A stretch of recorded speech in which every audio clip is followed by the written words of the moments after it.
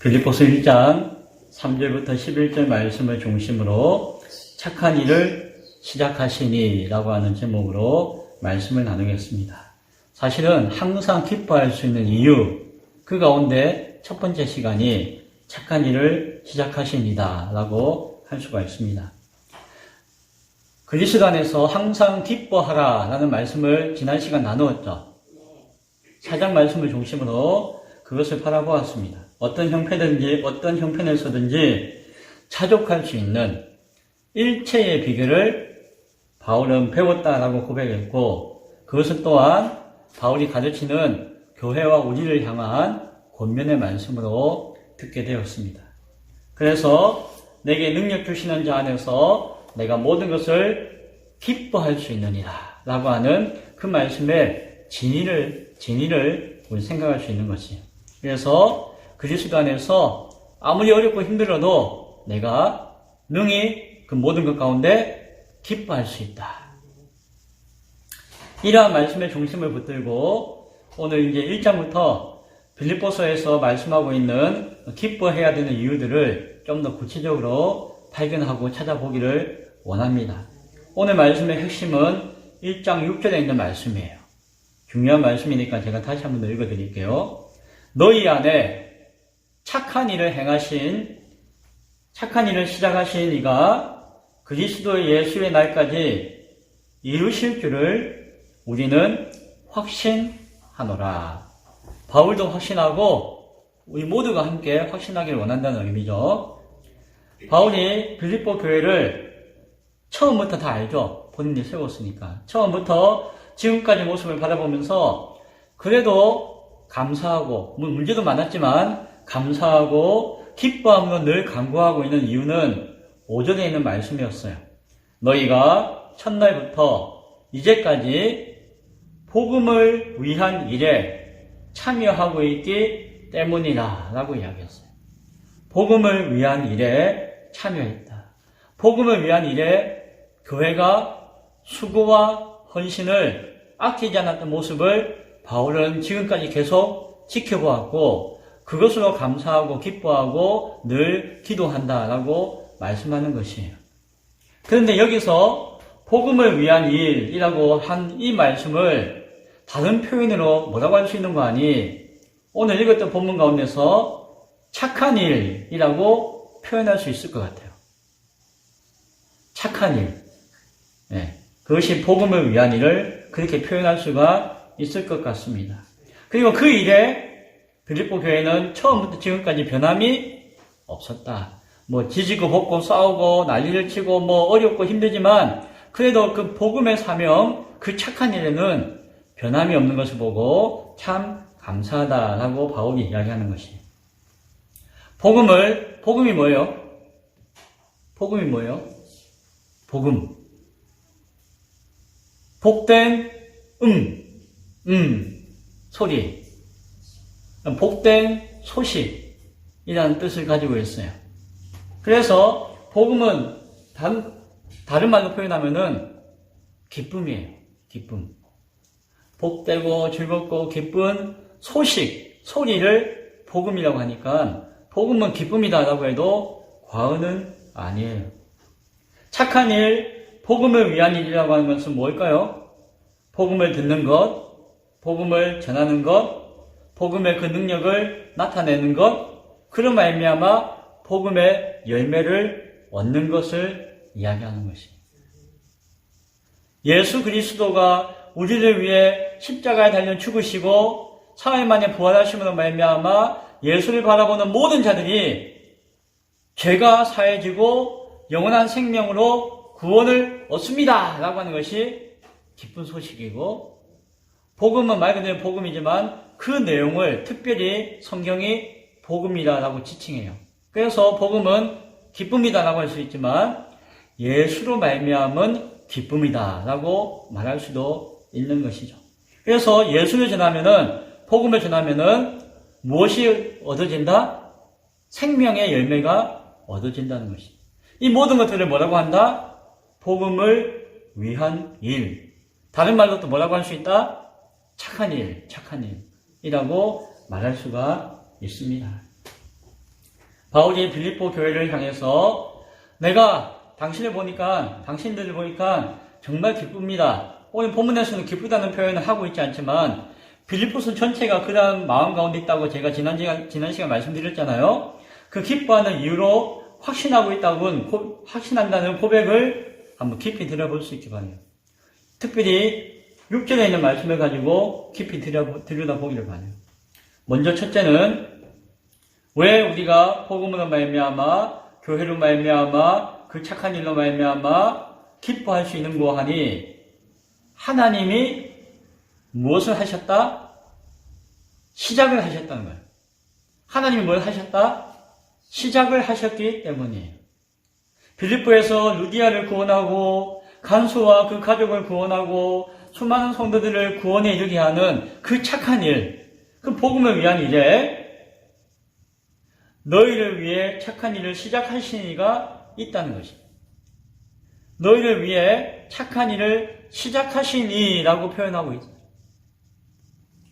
바울이 했다고요? 아니에요. 다른 사도들이 했다고요? 아니에요. 빌립보에 누군가 했다고요? 아니에요. 그 이전에, 물론 그들이 행했지만 그 이전에 가장 먼저 시작하신 이가 있는데 그분이 하나님이시라는 것입니다.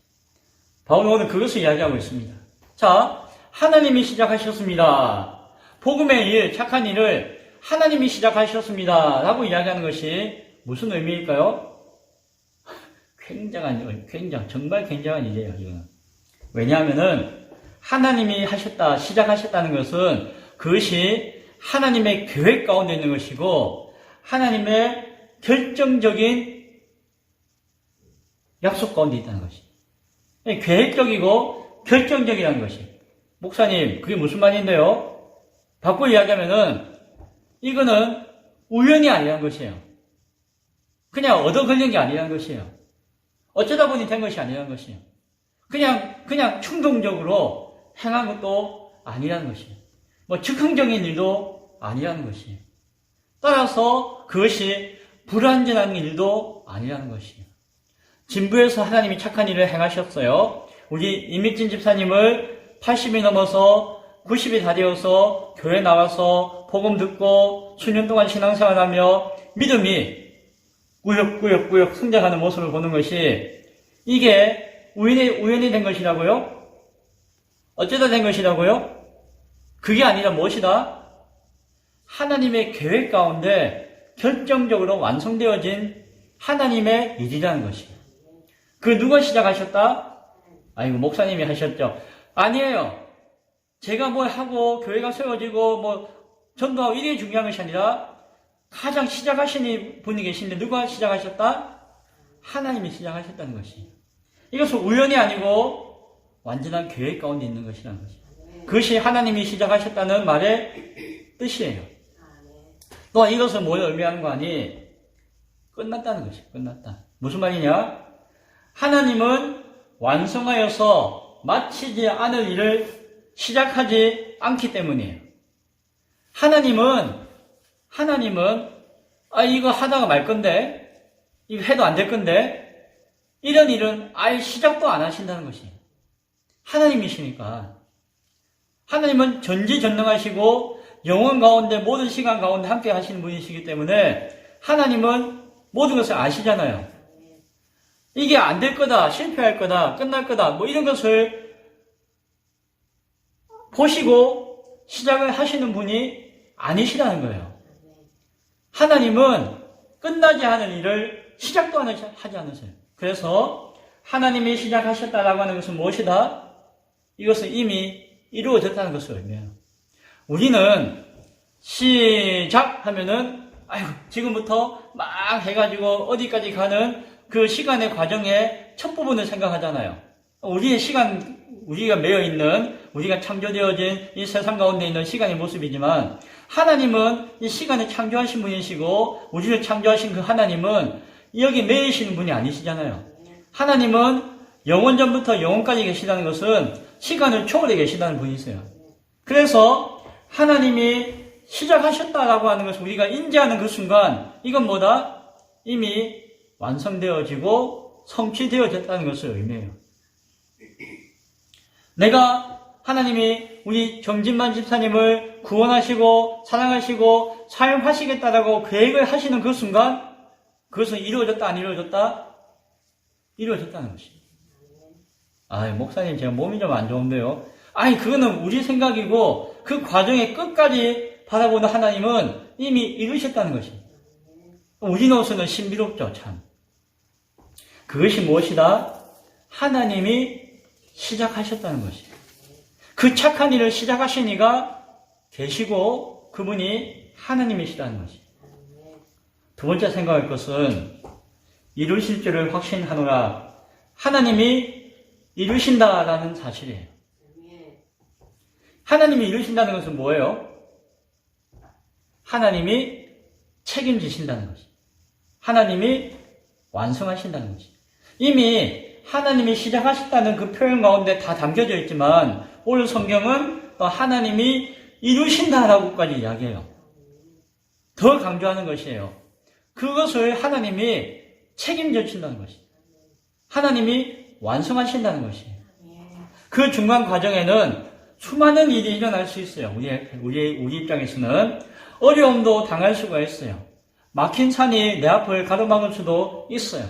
그 완성의 결과는 우리가 바라보지 못할 수가 있어요. 그러나 하나님이 이루신다라고 하는 것은 뭐다? 하나님이 책임지시고 끝까지 완성하신다는 것입니다. 전지전능하신 하나님, 그 하나님이 이루지 못하실 것은 아무것도 없습니다. 하나님이 우리 안에서 착한 일을 시작하셨다면은 그 착한 일을 반드시 책임지시고 이루어 주실 것입니다. 영혼을 구원하는 그 일도 우리가 전도하고 태신자를 품고 기도하고 수고한다고 할지라도 하나님이 시작하셨다고 확신 가운데 내가 한다면은 그 결과는 하나님이 책임지시고 완성하여 구원하신다는 것입니다. 진부의 기쁨의 교회라고 하는 새로운 교회가 세워졌습니다. 그리고 그 사명을 우리에게 맡기셨을 때에 이 일이 하나님이 시작하신 일이라고 한다면은 반드시 분명하게 성취될 것이다 라고 믿으시기 바랍니다. 세 번째는 하나님이 보장하시기 때문이에요. 오늘 성경을 보니까 그리스도 예수의 날까지 이루실 줄 확신하노라 라고 이야기하죠. 그리스도 예수의 날이 언제일까요? 한마디로 이야기하면은 마지막 때, 마지막 날이라고 할 수 있어요. 제가 그때 수요일 예배니까 주일 오전에 한참 이야기 드렸잖아요. 역사가 끝나고 마지막 때가 온다라고. 개인도 끝이 있어요. 국가도 끝이 있어요. 인간의 모든 역사도 영원할 것 같지만 반드시 끝이 있어요. 그것은 이 땅을 창조하신 하나님의 그 계획 가운데 있는 것이 마지막에 때가 날이 있다는 것이죠. 누군가에게는 심판의 두려운 날이 될 수도 있지만 그날은 하나님의 나라에 들어갈 수 있는 구원이 완성되어지는 좋은 날이기도 해요. 그날에 재판장으로 오셔서 인간의 모든 역사를 심판하시고 정리하시고 하나님의 나라로 인도하시는 분이 계신데 그분이 누구시다? 예수님이세요. 그래서 그날을 뭐라고 부른다? 그리스도 예수의 날이다 라고 부르고 있는 것이에요. 우리에게는 어제와 오늘과 내일이 전혀 다르게 느껴지지만 하나님의 시간 가운데 그 모든 것들은 하나다라고 말씀드렸어요. 그래서 그리스도 예수의 영이신 성령님께서 우리 가운데 도우실 때에 그 날에 완성되어짐을 우리는 오늘 경험하고 체험하고 고백할 수 있는 은혜가 주어진다는 것이. 그래서 우리는 뭐라고 할 수 있다? 확신한다라고까지 말하는 것이. 그날의 바라봄을 성령께서 도우셔서 강한 믿음으로 더 분명하게 체험하게 하신다면은 우리는 오늘 그날을 확신한다라고 말할 수 있는 것이죠. 예상하는데요? 아니, 뭐 추측하는데요? 아니, 뭐 기대하는데요? 그게 아니다. 어떻게 한다? 확신할 수 있는 것이. 뭐 성도의 견인, 하나님의 섭리, 작정, 뭐 구원의 서정, 이 어려운 말들 예전에 다 배웠죠? 다 까먹었죠? 다 기억하세요? 예. 우리가 1년 반 동안 소유리문답 공부를 하면서 중요하게 여기고 했지만, 막 어려운 말이 들어가니까, 또 어려우니까 잘 몰라요. 그런데, 그런 어려운 말을 아는 게 중요한 것이 아니에요. 오늘 이 본문의 이 말씀을 아는 것이 더 중요해요. 너희 안에서 착한 일을 시작하신 이가 그리스도 예수의 날까지 이루실 줄을 우리는 확신하노라. 그 내가 믿는다, 내가 그렇게 생각하는 나의 신념이 아니라 성령 안에서 하나님이 주시는 믿음의 고백 가운데 있는 확신이.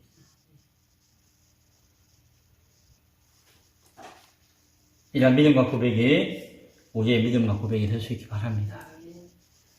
따라서 우리에게 요구하시는 항상 기뻐해야 되는 이것에 대한 구체적인 의미를 좀 더 확장해주는 말씀을 받아보기 원해요. 이하의 말씀은 그 확신의 모습을 좀 더 확장하여서 설명해줘요. 뭐 깊이 있게 설명은 안 하겠지만 간략하게 살펴보기를 원합니다. 먼저 우리가 확신하며 기뻐해야 되는 이유는 믿음으로 기뻐할 수가 있다라고 바울은 이야기해요. 그것은 7절의 말씀을 통해서 우리가 확인합니다. 7절 말씀 볼까요? 내가 너희 무리를 위하여 이와 같이 생각하는 것이 마땅하니 이는 너희가 내 마음에 있으며 나의 매임과 복음을 변명함과 확정함에 너희가 다 나와 함께 은혜에 참여한 자가 됨이라.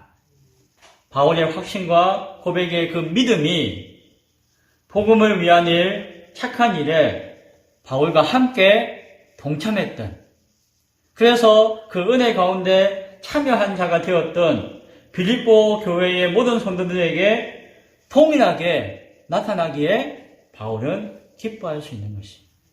그러나 믿음이 있기 때문에 그 믿음으로 함께 공유하고 있는 그 믿음으로 말미암아 우리 모두가 기뻐할 수 있다라고 바울은 말씀해주고 있는 것입니다. 또한 두 번째는 사랑으로 기뻐할 수 있는 것이에요. 8절 말씀에 내가 예수 그리스도의 심장으로 너희 무리를 얼마나 사모하는지 하나님이 내 증인이라 라고 말씀해요. 바울이 누구의 심장으로? 예수님의 심장으로, 그 뭐예요? 예수님의 마음으로 교회를 깊이 사랑한다고 고백해요. 사모합니다 라고 고백해요. 그런데 우리가 바라볼 것은 누구의 심장이라는 것이죠. 바울의 심장이 아니라 예수님의 심장으로. 예수님의 그 사랑이 우리 가운데 있고 예수님의 그 마음이 우리를 사랑하신다는 것이. 바울은 그것을 그냥 전달하는 자로서 전하고 있는 것이에요.